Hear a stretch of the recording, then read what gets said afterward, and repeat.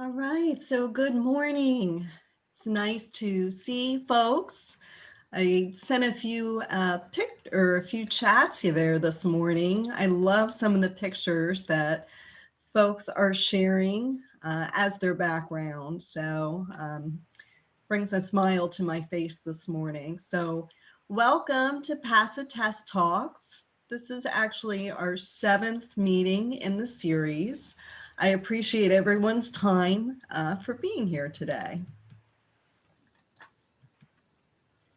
Just a few reminders if you're new to joining us. We have everyone muted when you join. However, at any point, if you'd like to ask questions, please feel free to unmute yourself and ask.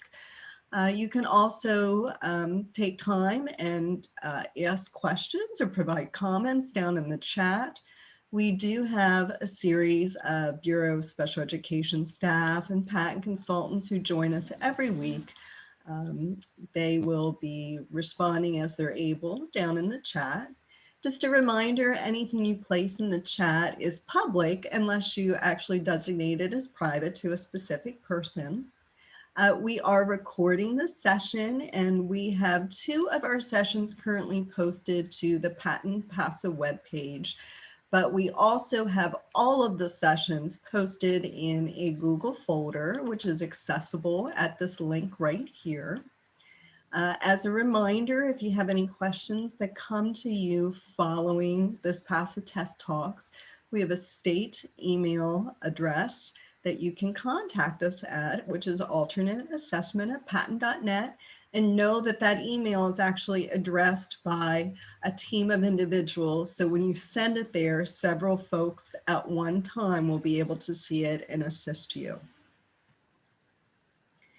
So if you are new, as I have said previously, we have established the PASA Test Talks. Initially, it was established in the month of October, and we found that we had a lot of positive feedback, and we've since continued it. But initially, it was created just as a forum for ongoing support to any individual out there who is serving as a PASA assessment coordinator, perhaps an assistant to an AC, anyone who's really supporting the implementation of the statewide assessment for the alternate. We know, and we say this repeatedly, it is a challenging time this school year for so many reasons, and implementing a new statewide assessment under these conditions was never anticipated. However, knowing that we have these challenges in front of us and knowing that this would be a challenge and a real need to put our efforts together in the best of circumstances, we felt giving a chance for us to come together every week and just talk, share reminders and updates to kind of keep things in front of you would be helpful.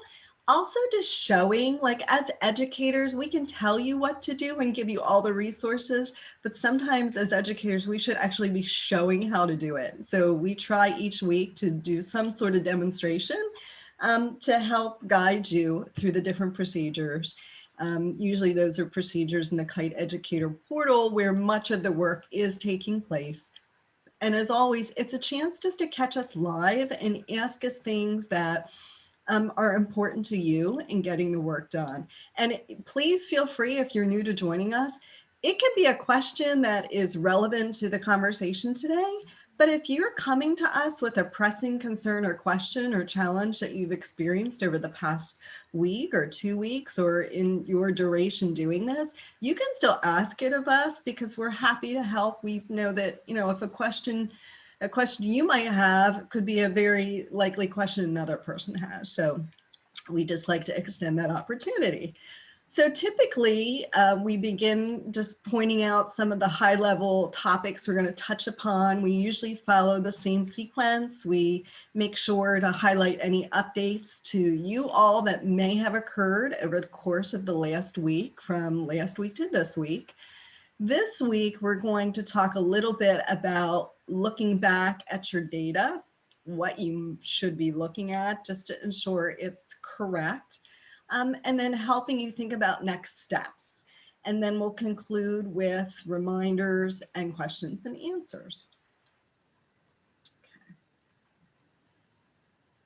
So it was in general a more quiet week in the sense there were no updates, no email communications that came out from the Pennsylvania team, and there were no DLM test updates, which you would have received if you subscribed on the homepage to their test updates. So all quiet. So no news is good news. We can let you know in advance that next week we will just send an email to all the ACs and then we will post it to our Patent PASA webpage. But it really is just sort of a reminder. There's nothing new per se. We're reminding everyone that we have a deadline coming of December 11th to have the majority of your students enrolled. We'll put a few points in the email about thinking about data and the accuracy of your data. A reminder that we will continue to do DLM test talks into December.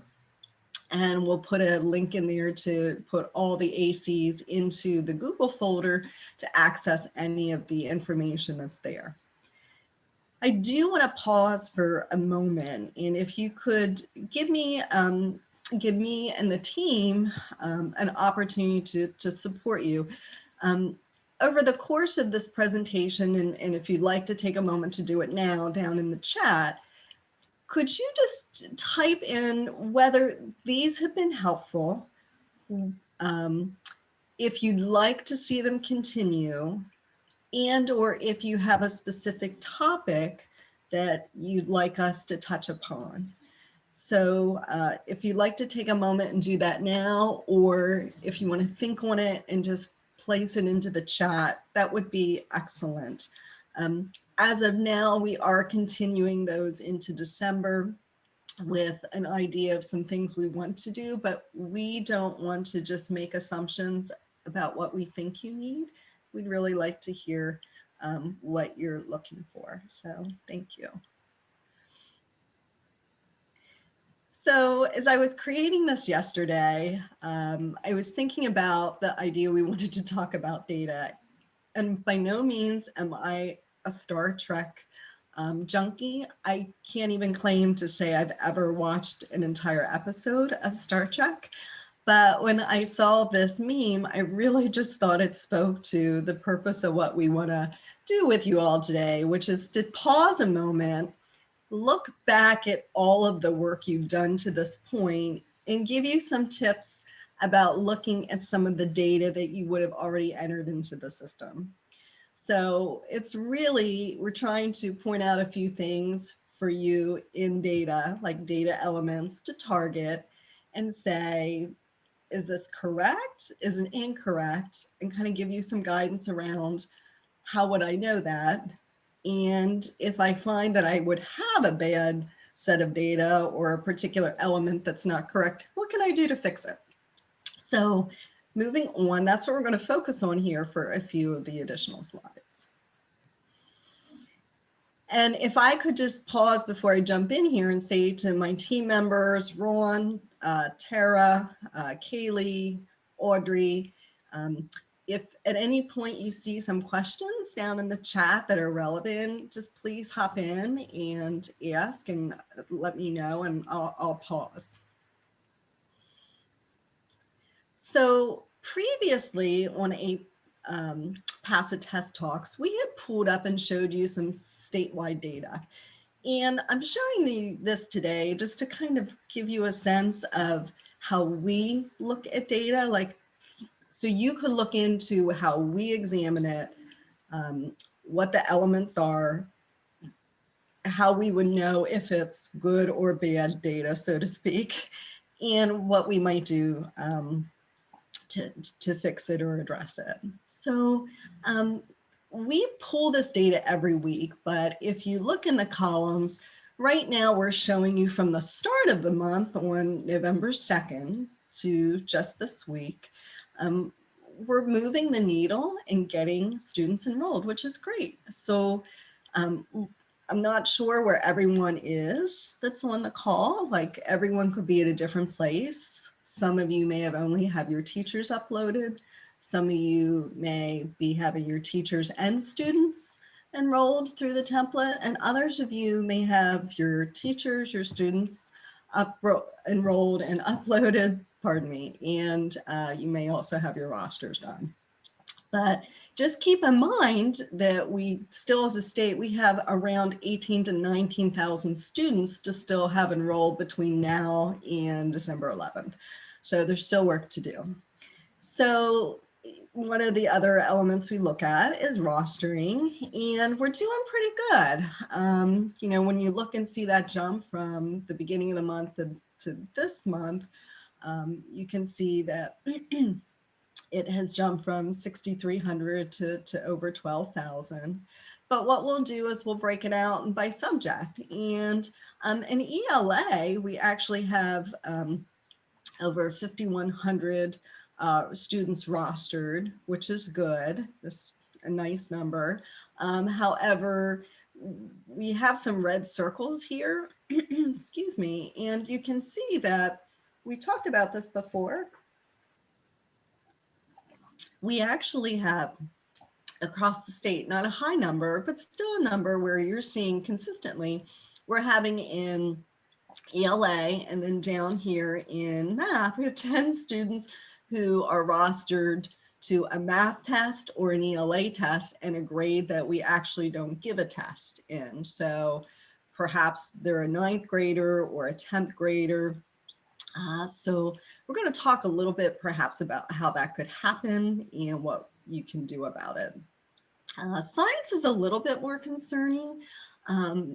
We have 115 students currently rostered to a science assessment who are in a grade in which a test is not given. So perhaps a 5th grader or a 6th grader. So that's something in particular that you may want to go back and look at in your template that you uploaded, because the template per se, even though it came out, if you use the PIMS Cognos report, you know, there could still be errors. So you want to definitely make sure you're looking at that. So data is really as good as what you put into it. And we do have a few students who are rostered to assessments that we don't even give. So just a couple thoughts there, a couple things. As an AC, we've talked about this before. We look at security agreements. We're holding steady. So at the beginning of the month, we had 116 teachers or perhaps ACs who did not accept the security agreement and actually rejected it. And that's still the same. So we know that folks have not yet gone in and made those corrections. As far as users, your DTCs or ACs, your building test coordinators, and your teachers, we bumped this up. I'm a little more focused right now on making sure our teachers are there. We're doing really pretty good with getting the test coordinators logged in, active. I'm feeling very good about that. However, we still have work to do with getting your teachers active. So from the beginning of the month to where we are now, we did jump some at 2,600 who are active, but we just want to get the teachers, we want to get those who are pending, we want to get them activated. So again, we talked about this before. You may want to just give them a reminder that they should have gotten the email in their inbox. Those links are good for 20 days. If it gets to day 21, a new email will have to be resent. They'll have to be reactivated. So they'll just have to go in and send them a new email. And there's a reactivation link in the user dropdown for that individual that would have to be resent. But sometimes it could just be they're busy. It could be that it's sitting in a spam folder or has been caught in a filter. And we've talked before about how to make sure that the @kite support email address is added as a safe sender or added to the contact list so it can get through any of the firewalls or filters that your district or service provider could be using. So that is what we've looked at as a state. Those are some things that guide us to say, where are we, like as a measure, where do we need to give attention to make sure things are being done correctly, or where do we need to give reminders or support? So I think at this point, we want to focus most importantly upon the student enrollment template upload that is due on December 11th. You may have already uploaded it, and we just want to go back and make sure now that if you did do it, everything is good. Don't make some assumptions there. We'll talk about what to look at. And if you are going to be uploading your data, then these are some great points to look at as you're preparing to finalize that CSV file and upload it. So a couple things we want you to do based upon what we were just looking at the state data. You do want to make sure that when you work with your PIMS coordinator and utilize that PIMS Cognos report, that once that was pulled down using the report, were all of your PASA eligible students correctly identified? So if not, if there are any errors there, you run the risk of having too many students participating who aren't really eligible. Or you could have the converse, that you might have eligible students who may not have been identified or placed onto the Cognos report. So the way that happens is, if you've had some conversations with your PIMS Cognos or your PIMS coordinator, and I don't want to make any assumptions, but if you did, you would know that there's one field in that entire report that really you filter on. There's a field in the PIMS system. It's field number 212. And it's the switch, so to speak, that really identifies, is a student taking a general assessment like the PSSA or Keystones, or are they taking the PASA? This has been an element that's been in the system for years, but it's not necessarily been an element that has been widely used for many purposes. So whether or not that has been correctly used in your school district or charter school or as a service provider, we don't know that. Like, only you would know that.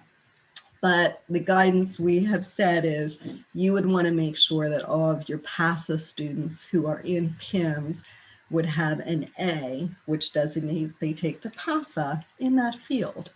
So when your PIMS coordinator runs that report, they really are filtering to make sure they pick up every student who has an A. So if there was ever a practice of just filling something in for the sake of filling in that field, whether it's correct or incorrect, you could potentially run the risk of not having good data there.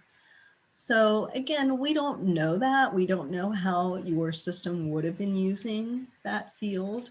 So it's a conversation between you and the area of special ed, having a conversation with your PIMS coordinator, just to be sure. And some of you may have already had that conversation, and that's great if you did.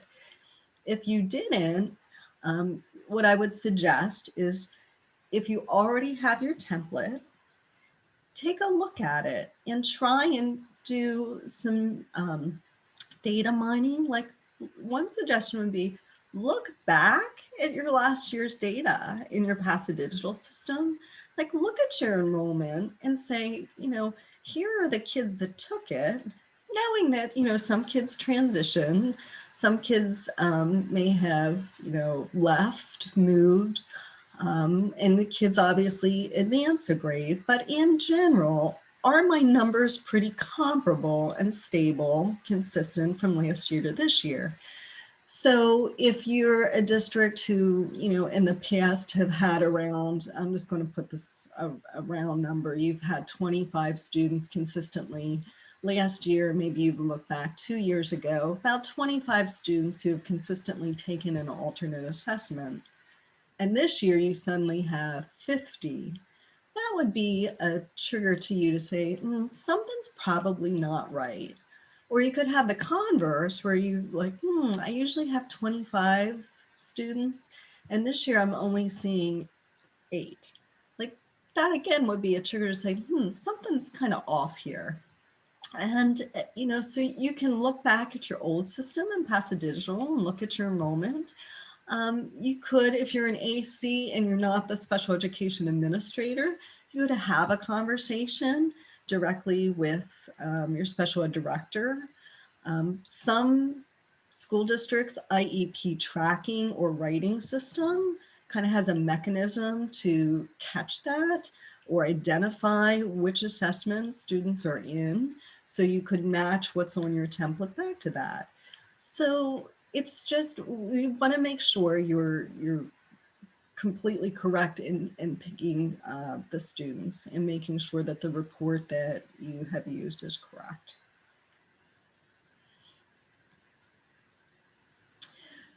The other thing too, as you're doing that, is just look down, through your template and make sure that all of the grades that were listed on your enrollment template, that those students' grades are correct.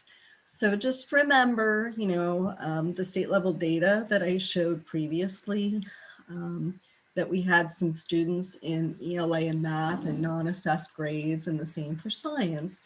In our state, we have tests in grades 3 through 8 and 11 for ELA and math, and then in science, it's 4, 8, and 11. So you might say to yourself, well, I uploaded my file into the Kite Educator portal, and it was accepted. It showed as complete. I didn't have any rejections. And one of the things we just have to remember is that the Kite Educator portal isn't necessarily going to tell you and judge whether something is correct or incorrect. It will be able to judge whether or not something's formatted correctly. So if you put a number in there, such as a grade, like 9, it knows that there's a 9 in there, which is a grade. It does not necessarily know that for Pennsylvania, 9 is not a grade in which we test. So just some things to think about when you're thinking about the quality of the data. And then again, just some things, just look back over your template if you've already done it, or if you're in the process of doing it, to just make sure that the correct assessments are listed when you're rostering your students. So there should be no social studies identified or other. Okay. Just going to pause. And Linda, I'm sorry to interrupt you, but they're also, if you have more than just a couple of students, the extracts are particularly helpful, because instead of looking at it in an online environment and just going through the records by hand, you can download it. And then if you're familiar with Excel, you can do filters on things, and you could pull up every kid who's in an off grade and know, okay, these are the guys I need to go back and fix. Or especially with science, it's fairly easy to accidentally roster into science, especially the way we described it. If you skip one of the steps, you're going to roster all your kids in the science if you forget to take out the kids who are in the off grades. So that too, there's an extract for that, and you can filter, okay, I see these grades and they're under science. I know these are the kids I need to go back in and take off of the rosters. So sorry to interrupt you, Linda. No, don't apologize. Yeah, I just thank you for saying that, because I think in my mind, thinking that they would have that, roster in front of them. But thank you for definitely being very clear that that is a way that they should be doing it. So thanks. So this may or may not apply to you. So this year, and in prior years, we have done it this way. But special education administrators, in particular in school districts or charter schools. So if you are at a service provider, such as an intermediate unit, you're at an APS, you're a privately licensed academic location, this does not apply to you per se. but I just want to mention it for those who are in an LEA. So right now, special education administrators are actually required to complete something called a 1% threshold justification. It's quite a mouthful. But basically, if you have heard anything over the last several years, how as states, we are trying to have only 1% of our total tested population participating in an alternate assessment, because that's how it was intended when assessments were first devised for this group, but it's grown over the years. In the last several years, the state is at a point where it has to monitor how we're doing. So our goal has been to reduce the number of students who are taking the assessment, and we've done a variety of things. And this really isn't necessarily the venue for us to go into that, but just know that, you know, if you're an AC and you're sitting in a school district or a charter school and you're not a special ed administrator, you may want to talk with them, because they will be filling out this form and they need to know information around the number of students who are enrolled to take the test this year. And so we will, some of the guiding questions that if you're in a school district, you would be asked to do as you're looking at your data is you'd be looking at your participation rate in an alternate assessment. We would ask that you look at a primary disability, and we've given guidance over the last several years, noting that typically students who have a primary disability only of learning disability or speech and language only or ED, they're typically not the students who meet the 6 eligibility criteria. So I'm saying this, if you're one of those individuals sitting in a school district or charter school and we're talking about evaluating your data, keep in mind that this is something you can also be doing as a special education administrator looking at your enrollment template. So I want to pause because I could see a few things pop up there in the chat. Is there anything, PA team, I should address right now with that? Actually, yes. I was trying to write back to Edward, but it might be easier if I just answer the question, because I always hit hard returns and put spaces in and then it sends 15 messages.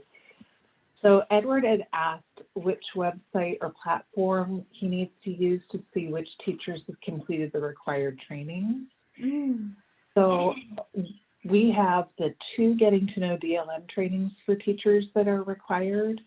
If you want the status on those, you can just email us at the alternateassessment@patent.net email address, and we can gather that data for you. That's housed separately in a SurveyMonkey, so it's not readily accessible to you.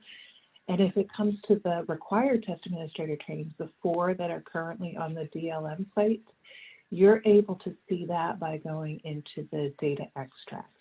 You can pull it down and see who's completed those. There's questions that I won't be able to answer because I never remember things like this. When is the 1% threshold justification due this year? That I don't remember. And when does the letter to parents about DLM need to be sent? Okay. So Lisa and Linda, do you mind answering those? Yeah, so I would ask, I don't like when I'm in the system right now to kind of escape out, but I know that I have my patent team that could look this up on our important dates calendar.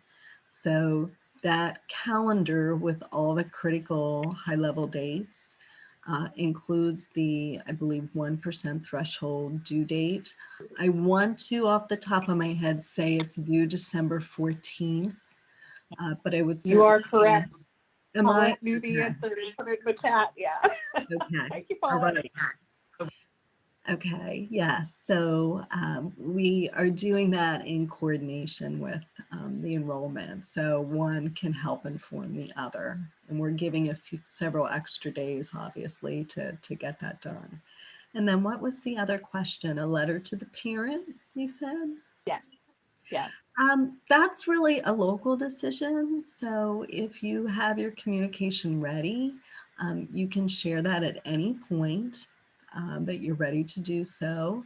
Um, our suggestion always is if you're asking that and you're in a school district and your school sends information out around the PSSAs or the Keystone exams, to try and follow that similar calendar of sharing information at the same time. But that's your decision. And there was one more question too about the form for the 1% threshold.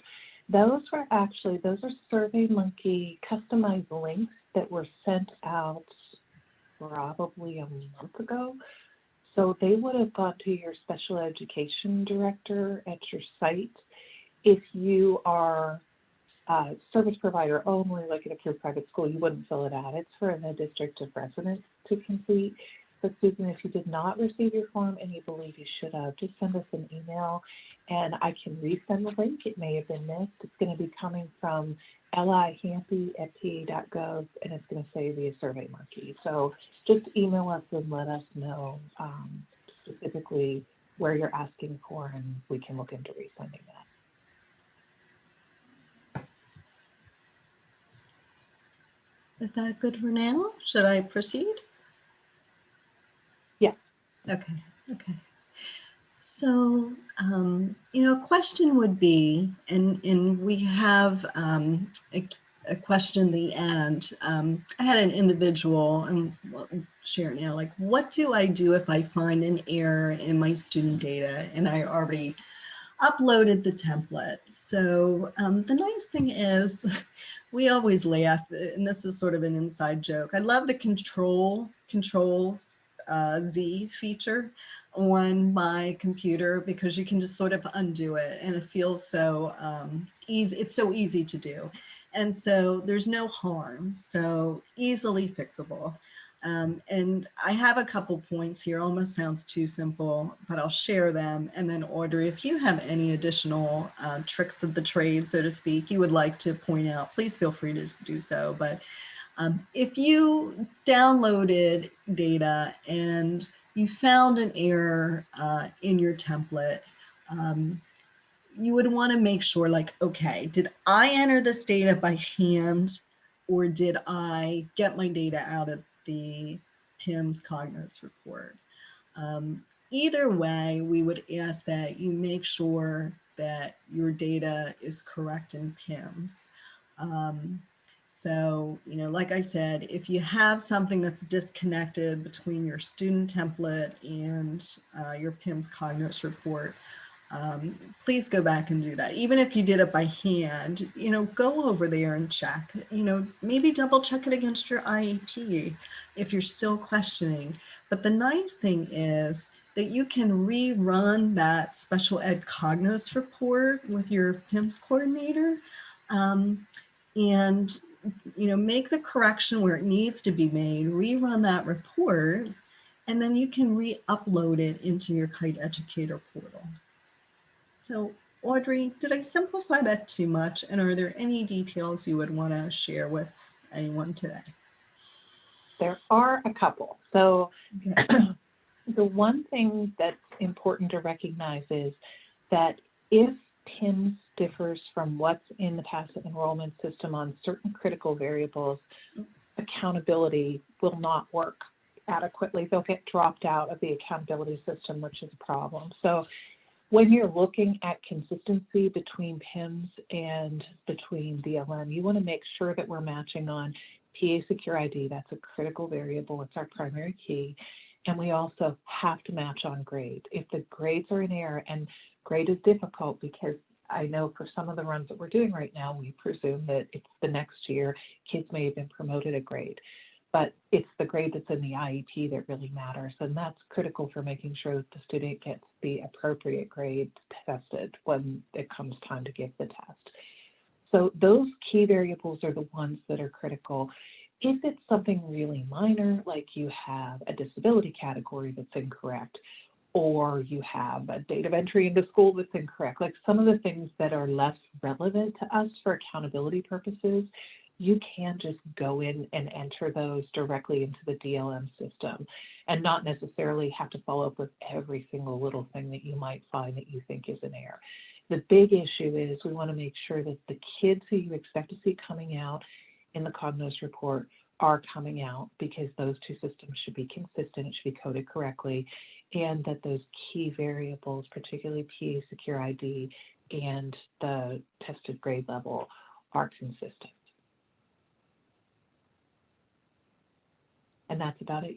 You can use the online interface to make corrections. You could re-upload the data, as Linda mentioned, and you just want to make sure that in general your PIMS and your PIMS and your DLM are matching, particularly on the key variables.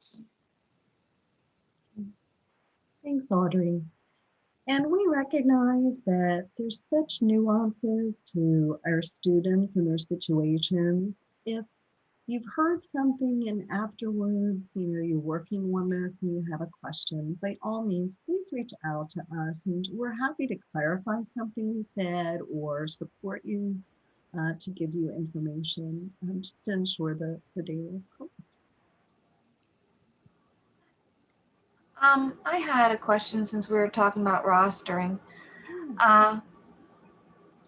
When I was uploading the students, my PIMS person downloaded a Cognos report for me, and I opened it and I saved it as a CSV limited, and it kept not working. So she told me not to open it. She said when I opened it and looked at it in Excel, it changed things. So it did work when I didn't open it. I just saved it and then uploaded it. It worked. But now I need that report to do the rostering. So I didn't know, is there a way to open and look at the Cognos report without it opening in Excel? Because she Well, that's what the problem was. that's probably not exactly it.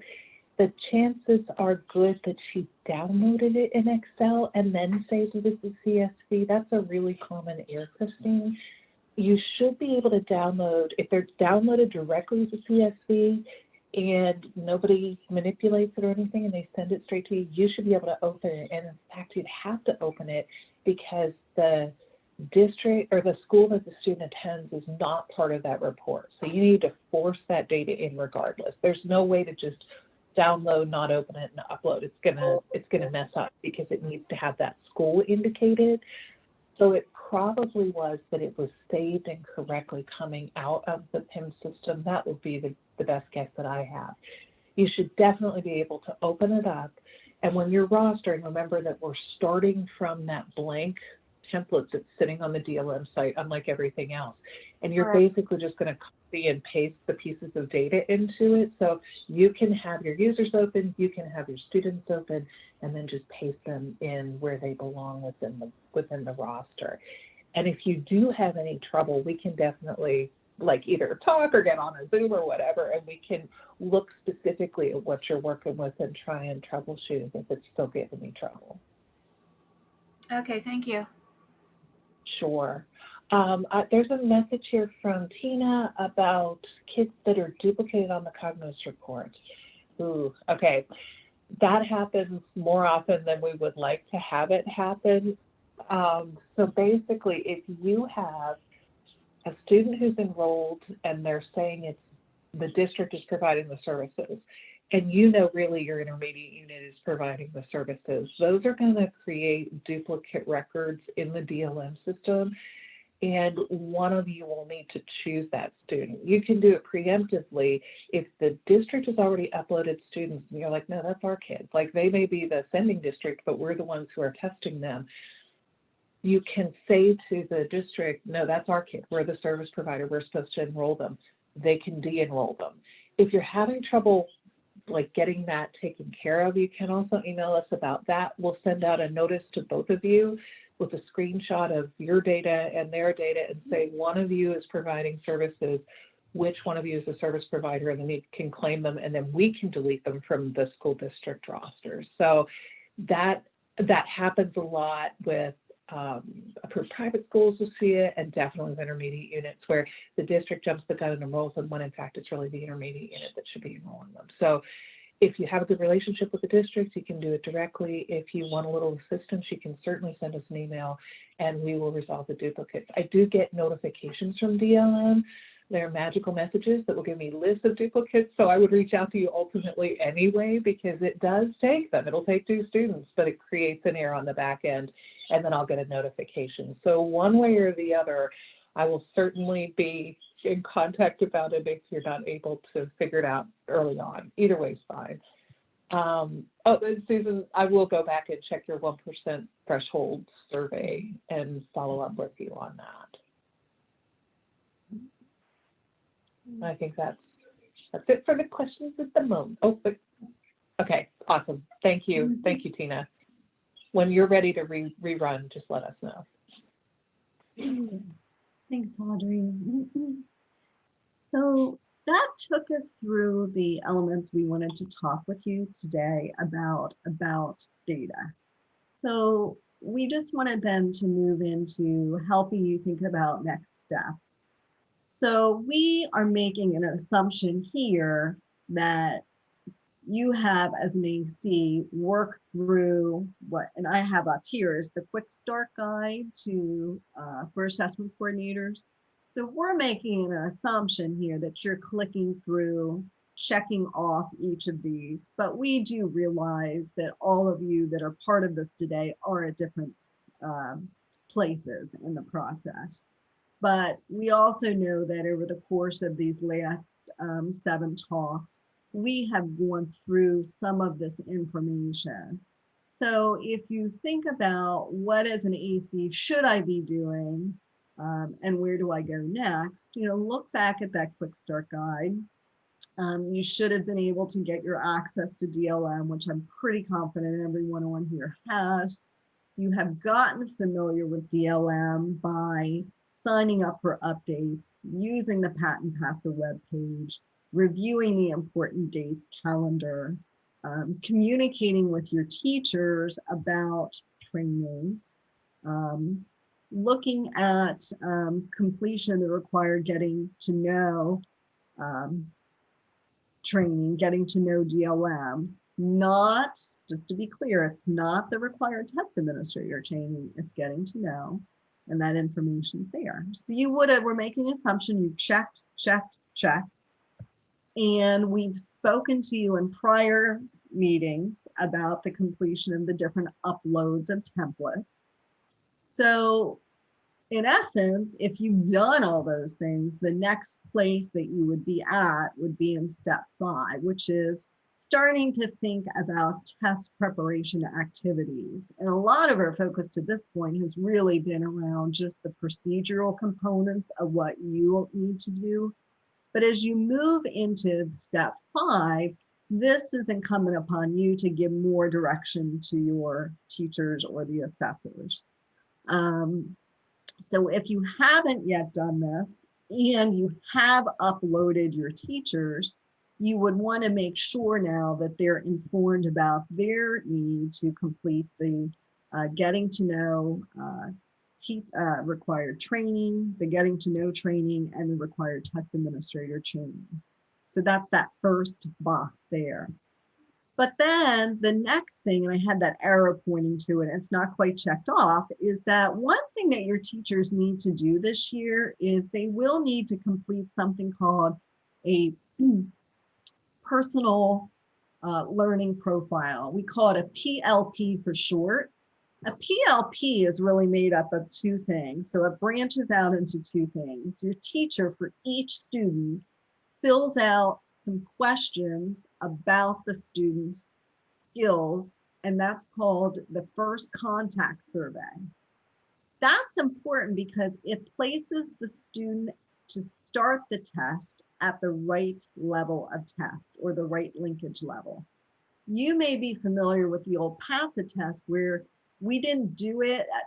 How it used to be is in the old days, so to speak, teachers would think about some factors of the assessment, they think about some characteristics of their students, and they would make a judgment call as to which level the student would start in. Then in more recent years, there were questions that the student had to take in the area of science. They started with a placement test in science, and then depending how the student did, it placed them into that. So this is really DLM's approach to saying, hey, I want to collect some information on the student, and based upon the responses, it's going to place the student into the assessment. And as you recall, the test is adaptive. So every time they complete a series of questions in a testlet, they're able to move up or down. So that's important. And then after they do the first contact survey, they do fill out some information on, it's called a personal needs and preferences, a PNP. It's in essence, the accommodations for the student. So do they need large print? Do they need some change in the color or color contrast of the screen and font? Do they require Braille at the upper levels? Do they need like a read aloud on the computer, or will they get a human read aloud by the teacher? So this would be the next step if you haven't done that.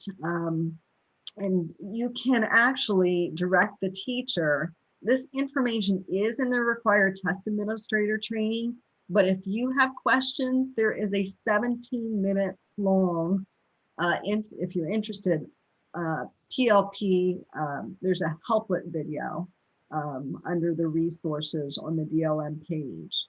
But just to kind of let you know, we did make a decision this year as a state to not require teachers to answer all of the questions on this first contact survey. There are actually 7 categories of questions.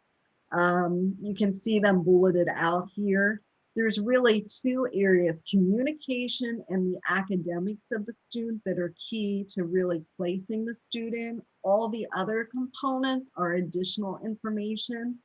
So your teacher's really only going to have to answer questions in the first contact survey in these 2 areas. We just felt that this was not the year to add more onto the teachers. You can actually go into the test administration manual to pages 112 to 118 if you want to see the specific questions. And know that while it's appropriate for assessors to answer the questions in the first contact survey, if you read about it, you will see that a DTC or a building test coordinator, they can also answer those questions. So with that, Audrey, was there anything that you wanted to show around the first contact survey? I can just show quickly what it looks like because it's extremely easy to access. Okay. And I was surprised, actually. I was kind of concerned that it was not going to be easy to access, but it's very easy to access. So I can do it just for a sec, Linda, if you think that would be helpful. Yes, I mean, if you have a moment to show them. Yep, Thank you. So if you log in, I'm logged in currently as a district test coordinator. A teacher who logs in would see some of the same information. They're able to view their students. This would occur after they've been rostered, so they can't really do this first contact work in the personal needs profile until they've been rostered. And the surveys are not lengthy, especially since we picked the abbreviated form, but it's still, they need to do it for every student. And when it comes to the accommodations, they may even want to test it out and see how the kid reacts to certain accommodations, because some sound great, but if a student doesn't respond well to them, you wouldn't want to have those selected. And they can turn them on and off and try different things to figure out what's going to be the best mechanism for the students. But basically, if you go under the search bar, you'll see the status in an interactive form of the first contact survey and the PNP profile. So it's extremely simple. The teacher would see their students listed, and they can begin the first contact survey. So you just start the survey, and everything is super easy and interactive. And as Linda mentioned, we're only doing the required questions. This is a demonstration account, and for the demonstration account, they have everything mandated, so that's a little bit different. We would actually skip over the special ed section. I'm sorry. Audrey, go ahead. Hey, Yes. I'm very sorry, and I'm sorry for interrupting, but okay, thank you. That's what I was just going to say. It just showed up on the screen, and I wanted to make sure it wasn't me or if it was you. I didn't want us to continue and you get into it and then it not be Oh, seen. I can Yeah, pretty thank much you. guarantee it was me. I'm pretty sure it was me. So this is the screen. Let me go back since it was not apparent what I was doing. Let me close out of here. So we're just sitting here at the view students, and teachers and district test coordinators can both see the students. The teachers will only see the students who've been rostered to them. And this is where you can see the first contact survey progress and the PNP progress. So we are requesting that teachers complete both of these for every student for this year. When we go into here, this is what I was just mentioning, that even though we picked, and of course it's not going to load, hold on one sec, go back to this one. So even though we picked the reduced survey length, every one of these categories is going to be live. The one that I'm showing you is a demo account, so everything is required. But for us, if you want to pay attention and guide your teachers and say, you don't need to answer all these questions, they can. It's cleverly set up so that they would actually get more data at DLM if you weren't paying attention. But we're really not requiring that those be answered. There's some idiosyncrasies in the data as well. So you can tell them, just look for the ones with the red star. If you go into the administration manual and you look back at the very back, and we'll probably post this separately or at least give you guidance to it, it's going to show you that there are a ton of questions that appear on here, but that most of them are not going to be required. When we get down into communication and into some of the subject areas, those are the ones that are required. So you're going to want to let the teachers know that to keep their work at a manageable level, they don't need to click in here and do those non-required questions unless they really want to. It'll save them some time for sure. And then the PNP, you do want them to click here and think about what kinds of things are going to work best for the student. This has to be done about 3 weeks before the testing starts because, for instance, if it's Braille, there needs to be some processing done. So you can click through here at all of these different options that are available to them and select the things that make sense for that student. And again, there is a sample account that you can try with release templates that allows you to test it out with the student in advance. If you're feeling worried about these and how the student's going to interact with them, you can always do that. This is so different from what we used to do on old PASA, where the accommodation you typically did was cut the pictures apart. Well, there aren't any pictures anymore. So it's a whole different level of accessibility and supports that we have available. So it's probably going to take a little thought and time to go through here and think about it. The other question that had come up that was an interesting one is we indicate the accommodations on the IEP that the student will be receiving. And the ones that we typically pick, like cut apart pictures, are not going to be applicable anymore. So I think there will probably be a little lag as we catch up with the IEP versus what's available on the DLM system. But you may want to keep that in mind as you're thinking about what accommodations the students are going to use for the upcoming test. And that's basically all that I have, unless someone has questions. Oh, one other thing, and then I'll let you go. If you go under the extracts, you're going to be able to grab an extract to see who's completed the first contact survey, so you don't have to peruse all of those kids online. You can go in here and look at who's completed it, as well as those PNP settings. So all of this is helpful as you're monitoring, because the people will have, basically, if you get everybody enrolled and rostered, in December, they'll have all of January, all of February, but once it gets late into February, they really need to have these things done so that we're sure that everything is prepared for when the window opens. So just keep in mind, as time goes on, you're going to want to start monitoring this and reminding the teachers to do it after they've done the required test administrator training. Now I'm done. Sorry about that. No, you're fine. Thank you. if you are able to, I guess, stop the share, then I'll go back over. Thank you.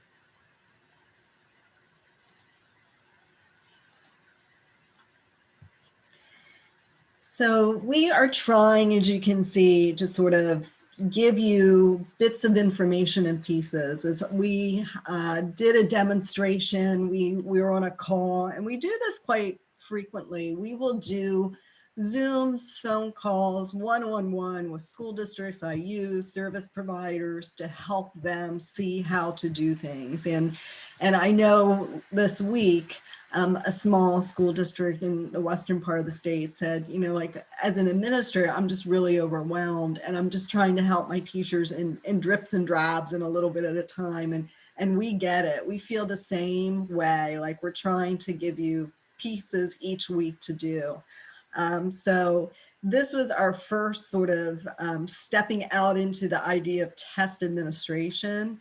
So we will continue some of this into the future, but we will continue to go back and revisit things as you need or if you request them. Thinking about the next steps into test administration and supporting your teachers, you know, we would just remind you of resources available on the Pennsylvania DLM webpage. The quick start guides are there for both you and assessors. You know, direct your staff to them. Obviously, they're also on our patent page, but they are over on the PA DLM webpage. As an AC, you can certainly use the assessment coordinator's manual, which is there. Again, don't read it cover to cover. You will put yourself to sleep. If you're an insomniac, definitely download it and put it next to your nightstand. But I would say, I love the table of contents. Just go directly to it. It's clickable, searchable, find what you need. Don't, you know, an old policy person many years ago, Sam Bayshore, said, you know, why memorize it if you can look it up? And so that's my mantra this year. We're just trying to get through everything together in a reasonable manner. So, you know, find a resource and go directly to what you think you need. The test administration manual, which teachers or you can reference, you know, that's available as well. But again, I would just target it. Don't give somebody the whole thing. So for your teachers, maybe just pull out pages 9 to 12 in the test administration manual. It's a nice checklist for them so that they can check themselves and maybe talk with you. You can talk with them. They can work together with their colleagues. So, you know, trying to just kind of give you pieces of it. And the 4 test administration modules, you know, I went and did all 4 of them. You are not required to do them this year, but I can tell you they're super helpful in actually helping you understand each step of the test. So they're available if you so choose to do them. Just a reminder, next week we have no test talks. Happy Thanksgiving. It's going to look very different from all of us, but please take some time to recharge yourself and your battery. As a reminder, test talks are available at those 2 locations. I would strongly encourage you to go to the DLM Google location first for the comprehensive set. We always finish with questions from the field. So this one was about data this year and this week. And you know, the administrator said, when we did our PASA PIMS upload, we missed a student. He's not on the PSSA roster either. Do you have a suggestion on what to do in order to fix this? Just want to make sure I'm doing everything right. And then as we went back and forth, the person clarified, I have added the student to the DLM site. So the student is appropriately registered, needs to take the PASA. The student just was not on our PASA PIMS upload. What can I do? Well, I had to say, because I'm not a PIMS coordinator or expert, but I said, you need to go back, talk with your PIMS coordinator in your district, tell them, alert them that there's a student eligible for the PASA who's not coming up on the PIMS Cognos report. It may be one of two things possibly causing this.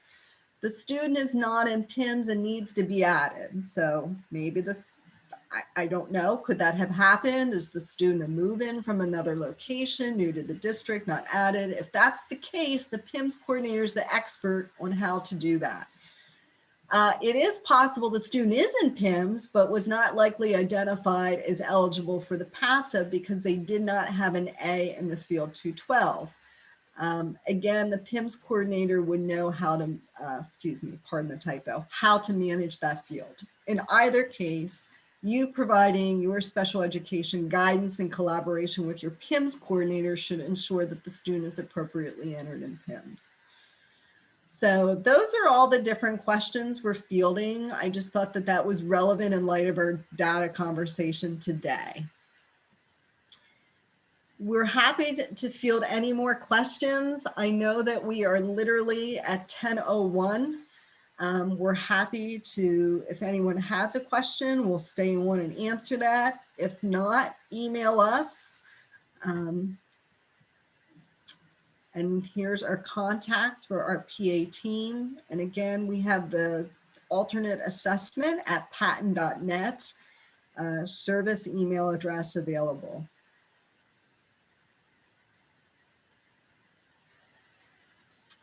Take a moment to see if there are any chats, questions. Feel free to unmute yourself and ask.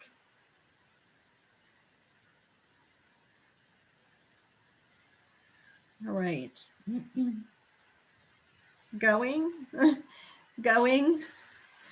I think it's going. It was very nice. We appreciate the support. We like seeing you every week. We appreciate your questions. Have a good week. Stay safe, and we'll be available.